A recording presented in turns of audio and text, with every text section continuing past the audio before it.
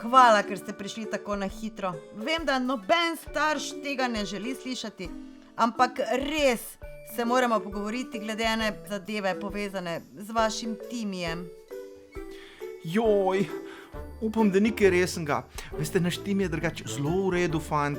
Sam zadnje čase toliko časa za računalnikom preživi, pa sploh ne vemo, kaj dela. Ja, veste, res ni nedolžno. Zalotili smo ga, da s pomočjo umetne inteligence rešuje preverjanje znanja. Kaj dela? Mulc golfa pri kontrolkah? Jo, to je zihar po mamu vzel. Ja, tako je. Pa to še ni vse. Zalotili smo ga, da je celotnemu razredu posredoval seminarske naloge, ki jih je, če lahko to verjamete, naredila umetna inteligenca.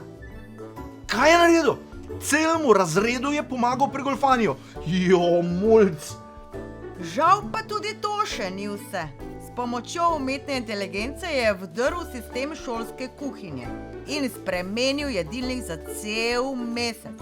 Šele, ko smo 3. teden po vrsti zjutraj za zajtrk jedli pico, je nekdo posumil, da je nekaj narobe.